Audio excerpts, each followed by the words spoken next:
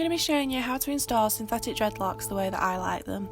I found that some videos on YouTube show a different way of installing synthetic dreadlocks and these don't look as natural. You're going to need a latch hook, some synthetic dreadlocks, I like single-ended dreads, and some beads. You're going to start off by sectioning your hair. I recommend these sections to be about as thick as the dreads. Take your section and section that into 3. Put one of your sections inside the hoop of the dread. I like to flick my dread to the other side of my head to keep it out of the way. Now all you need to do is plait.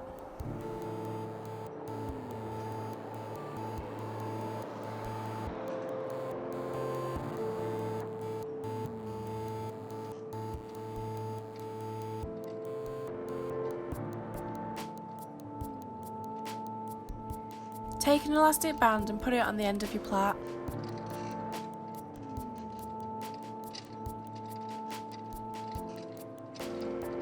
As you can see, the dread is now attached to your hair. Next you'll need to take your latch hook and push it up the middle of the dread, making sure it doesn't poke out anywhere.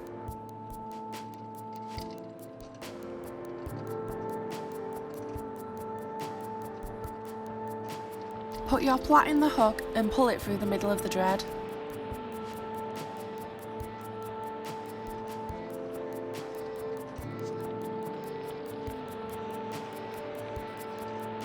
Keep doing this until all the plait is in the dread.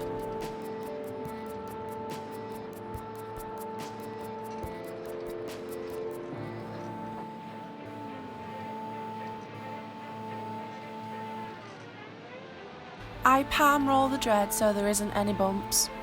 There may be some parts where you can see the plait through the dread, but this is easily fixed using beads.